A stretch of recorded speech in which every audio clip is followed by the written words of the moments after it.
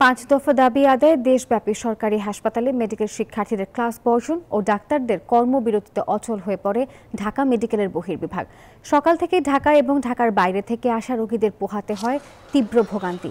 জরুরি বিভাগ, আইসিইউ এবং সিসিইউ সেবা চালু থাকলেও বহির্বিভাগ ও আন্তঃবিভাগের চিকিৎসা সেবা বন্ধ ছিল। আন্দোলনের ফলে চট্টগ্রামে সকাল 10টা পর্যন্ত আউটডোরে চিকিৎসা দিলেও হঠাৎ করে আন্দোলনকারীদের চিকিৎসা সেবা বন্ধ করে দেয় বিপাকে পড়ে রোগীরা।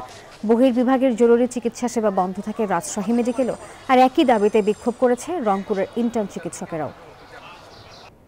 রবিবার আসছিলাম, কই কি বুধবার আসেন, অনেকক্ষণ বইরা থেকে এনে পাঠায়, পরে কোনো হবে না, তো রবিবারে বুধবার আসেন।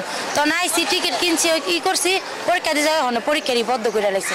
তো বারে বাচ্চা নিয়ে এটা কি সম্ভব, দূরের থেকে আসা। তো ওনারা আমি 8টা বাসায় আইসা এই পর্যন্ত আমি কোনো টিকিট পাই না, কোনো চিকিৎসা পাই না। মূলত রুগী নিয়ে আসতে যানজটে 12টা বাজছে। আমরা আসার পরে দেখি আউটডোর বন্ধ, টিকিট কাউন্টারে কেউ নাই।